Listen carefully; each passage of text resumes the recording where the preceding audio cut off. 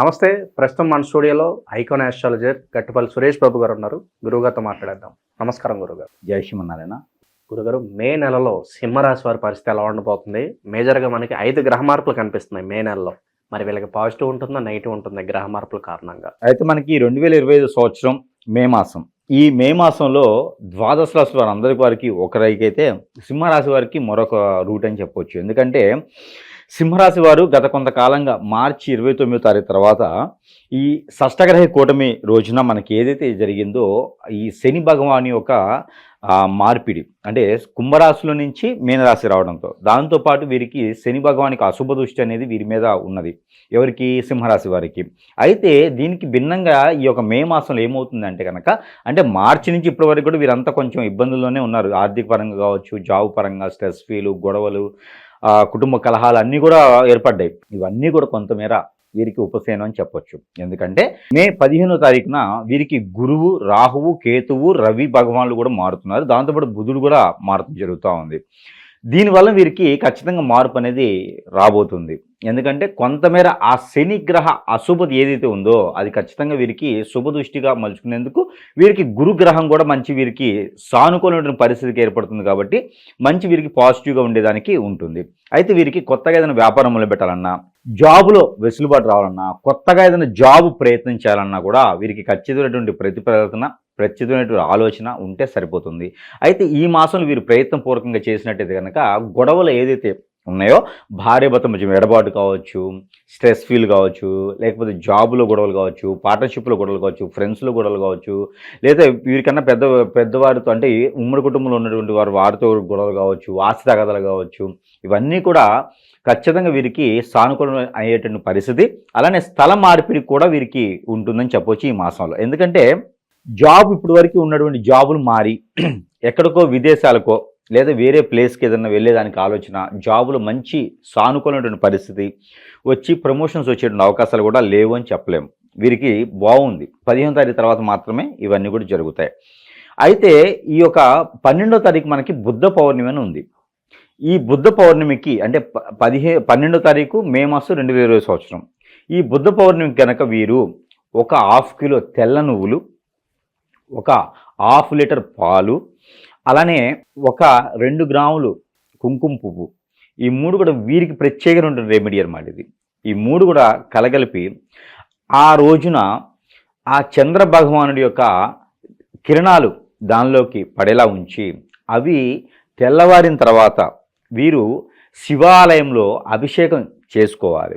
చేసుకున్నట్లయితే ఖచ్చితంగా వీరికి అన్ని రకాల గ్రహ దోషాలు, అన్ని రకాల ప్రకృతి నుంచి వచ్చే దోషాలు, అన్ని రకాల ఆర్థిక ఇబ్బందులు కూడా వీరికి తొలగిపోతాయి. అందుకని ప్రత్యేకించి వీరికి సింహరాశి వారికి ఈ రెమెడీ ప్రతి ఒక్కరు కూడా చేసుకుంటే చాలా మంచిది ఈ బుద్ధ పౌర్ణమి రోజున.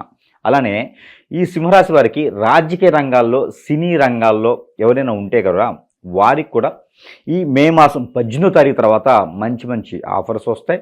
దానికోసం వేచి ఉండాలి. ఏ అవకాశం వచ్చినా చేజార్చుకోకుండా తీసుకోవాలి. అలానే పొలిటీషియన్స్, రాజకీయ రంగాల్లో ఉన్న వారికి పేరు ప్రఖ్యాత ఇప్పటివరకు గొడవల్లో ఉన్నటువంటి వారు ఎవరైతే ఉన్నారో వారికి కూడా కొంచెం వెసులుబాటు కనిపిస్తుంది. 22వ తారీఖు తర్వాత ఖచ్చితంగా వీరి లైఫ్ కూడా బాగుంది అని చెప్పొచ్చు. అలానే విదేశానికి వెళ్ళాలని ప్రయత్నపూర్వకంగా చేస్తే కనుక ఈ మే మాసం 22వ తారీఖు తర్వాత ప్రయత్నం చేస్తే ఖచ్చితంగా వీరు విదేశానికి వెళ్ళేదని కూడా కనపడుతుంది.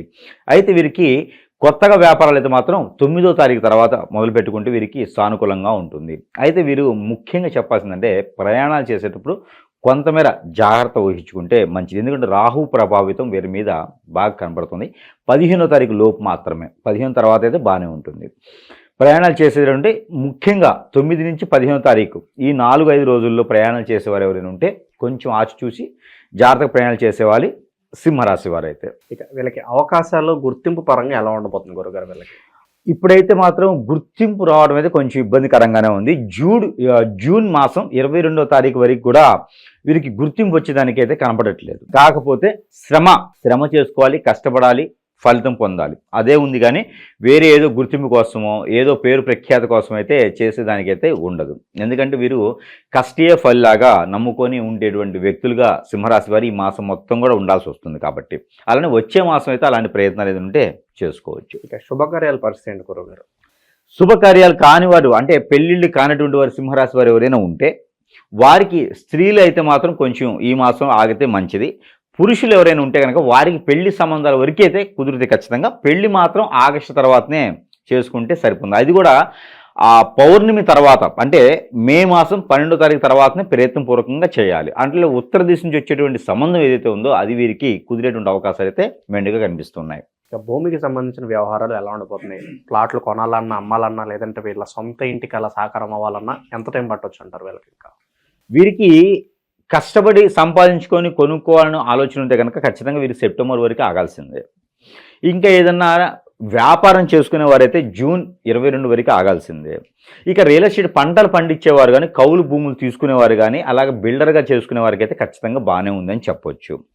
అయితే సొంతగా తీసుకోవాలంటే మాత్రం ఖచ్చితంగా వీరికి కొంత సమయం అయితే పడుతుంది. ఇప్పుడు తీసుకున్నా కూడా అంతగా వీరికి ఫలించేలాగా లేదు కాబట్టి ఆ ఇన్వెస్ట్మెంట్ ఉంటే తీసుకెళ్ళి ఎక్కడైనా మ్యూచువల్స్లో కానీ ఏదైనా బ్యాంకులో కానీ సేవ్గా చేసుకుంటే మంచిది. కానీ అలా ల్యాండ్స్ మీద పెడితే మాత్రం ఖచ్చితంగా వీరు రానున్నటువంటి కాలంలో లాస్ అయ్యేలాగా, లేకపోతే ఆ ల్యాండ్లో కరెక్ట్గా లేనటువంటి డాక్యుమెంట్స్, లేకపోతే ల్యాండే సరిగా లేకపోవడము, దానివల్ల ఇబ్బంది పడే అవకాశాలు అయితే మెండుగా కనిపిస్తున్నాయి. కాబట్టి ఈ మాసంలో అలాంటి కొనుక్కోకపోవటం, అలాంటి వాడి జోలు వెళ్ళకపోవడమే మంచిది. పంట పొలాలు వేసుకోవటం వాటికైతే అలానే చేసుకోవచ్చు, కానీ ఇలాంటివి అయితే పనికిరాదు. ప్రజెంట్ ఉన్న గ్రహస్థితి చూసినట్లయితే వీళ్ళు ఎలాంటి రెమెడీస్ చేసుకుంటే బాగుంటుంది అంటారు గురుగారు? ముఖ్యంగా వీరికి కలిసి వచ్చేటువంటి రోజు ఈ మాసం మొత్తం కూడా గ్రహాలు వీరికి అనుకూలంగా మారుతున్నాయి కాబట్టి వీరికి దాని తగ్గట్టుగా ఏ రోజు బాగుంటుందో కూడా చూసుకుంటే వీరికి ఇంకొంచెం సానుకూలంగా ఉంటుంది. కాబట్టి ఈ సింహరాశి వారికి ముఖ్యంగా ఈ మే మాసంలో ఆదివారం, మంగళవారం ఈ 2 రోజు వీరికి చాలా అనుకూలంగా ఉన్నాయి. అలానే వీరికి 5వ నెంబర్, 7వ నెంబర్ ఈ 2 కూడా వీరికి చాలా అనుకూలంగా ఉన్నాయి. వీరికి orange colour, red colour, tomato colour ఈ 3 కూడా వీరికి చాలా అనుకూలంగా కనిపిస్తున్నాయి. ఇక వీరు పోతే రెమెడీస్ ఈ మాసం మొత్తం కూడా వీరు చేసుకోవాల్సిన రెమెడీస్ ఏంటంటే ఏదైనా సరే ఆకుకూరలు, వెజిటేబుల్స్ ఏవైతే ఉన్నాయో అవి ఏదైనా ఒక 3 కిలోలు సుమారుగా తీసుకొని ఎక్కడైనా గోశాలలు ఉంటే లేదా ఆవులు ఉంటే అక్కడ తినిపించడం ద్వారా వీరికి మంచి జరిగేదానికి ఆస్కారం ఉంది. మరొకటి వీరు ప్రతినిత్యం కూడా సూర్య నమస్కారాలు చేసుకుంటే చాలా మంచిది. రాగి పాత్రలో నీళ్లు తీసుకొని ఉదయించేటువంటి సూర్యునికి 7 మనము చేతిలో 7 మనకి పెప్పర్ సీడ్ అని ఉంటుంది, మిరియాలు, బ్లాక్ మిరియాలు, ఒక 7 మిరియాల గింజలు చేతిలో పెట్టుకొని ఇలా రాగి పాత్రలో నీళ్లు రవికి ఉదయించే సూర్యునికి ఆదినివ్వాలి. ఇది సింహరాశి వాళ్ళు ఖచ్చితంగా పాటించి చేయగలిగితే వారికి ఉన్నటువంటి గ్రహరీత్యా దోషాలన్నీ కూడా పటాపంచిలేపేసి ఆ కొంతమేర వెసులుబాటు అయితే ఏదో ఒక రకమైనటువంటి సౌలభ్యం అయితే వీరికి ఖచ్చితంగా లభిస్తుంది అని చెప్పొచ్చు ఈ మాసం మొత్తం కూడా. అంతేగాని స్ట్రెస్ ఫీల్ అయ్యేటువంటి ఆలోచన అయితే వీరికి లేదు. ఎవరైనా వచ్చి మాట అంటే వీరి తగ్గటం వల్ల రానున్నటువంటి కాలంలో పై చేయి ఉంటుంది. మాసం పరిస్థితులు కొంతమేర పోయిన మాసాల కన్నా సానుకూలంగా ఉంది కాబట్టి వీటిని సద్వినియోగం చేసుకుంటే ఖచ్చితంగా ఉపాధి అవకాశాలు అయితే వీరికి వస్తాయి. అలానే ఈ రెమెడీస్ చేసుకుంటూ ప్రతిరోజు కూడా గ్రహాల నుంచి తీసినటువంటి నెంబర్ ఏదైతే ఉందో అది కూడా ఇస్తాను, అది కూడా వీరు పారాయణం చేసుకుంటే చాలా మంచిది. సింహరాశి వారు ప్రతిరోజు కూడా 1148 173 అనే ఈ నెంబర్ని 150 టైమ్స్ పారాయణం చేయాలి. అది ఎలాగా? చేతిలో గోధుమలు కానీ, బఠానీలు కానీ, శనగలు కానీ, పల్లీలు కానీ చేతిలో పెట్టుకొని ఒక 4-5 ఈ నెంబర్ని పారాయణం చేసుకొని అవి భుజించాలి. అంజీరు పళ్ళైనా పెట్టుకోవచ్చు, భుజించినట్టయితే బాదము, అంజీరు ఇవి కూడా పెట్టుకోవచ్చు. పట్టుకొని ఈ యొక్క 150 టైమ్స్ పారాయణం చేసి ఇది భుజించినట్టయితే వారిలో ఉన్నటువంటి ప్రకృతి దోషాలు, వారిలో ఉన్నటువంటి గ్రహశాంతి అన్నీ కూడా ప్రశాంతంగా ఉండేదానికి ఆస్కారం ఉంటుంది. మరొకటి, మే 15వ తారీఖున మనకి సరస్వతి నది పుష్కరాలు అనేది ఆరంభమవుతూ ఉన్నాయి. ఈ సింహరాశి వారు అందరూ కూడా ద్వాదశ రాశి వారు అందరూ చేసుకోవచ్చు. సింహరాశి వారు ప్రత్యేకించి వారికి పూర్వీక శాపం, పూర్వీక దోషం, నరదిష్టి, నరఘోష, శత్రుభయం, శత్రుపీడ, ఆర్థిక సమస్యలు, అలానే కాలసర్ప దోషం, కుజదోషం, రాహుకేతు దోషం, కలత్ర దోషాలు ఉన్నవారు ఎవరైతే ఉన్నారో వీరందరూ కూడా పుణ్యస్నానాలు ఆచరించడం ద్వారా వారికి అలాంటి రుమ్మతుల నుంచి దూరం అయ్యేటువంటి అవకాశాలు అయితే మెండుగా కనిపిస్తుంది. కాబట్టి ఆ మేర ప్రయత్నం చేసి ఈ యొక్క సింహరాశి వారు మే మాసం 2020 సంవత్సరంలో కూడా ఇలాంటి చిన్న రెమెడీస్ చేసుకుని అదృష్టవంతుల వాడిని నేను కోరుకుంటా ఉన్నాను. చాలా బాగా వివరించారు గురుగారు, ధన్యవాదాలు.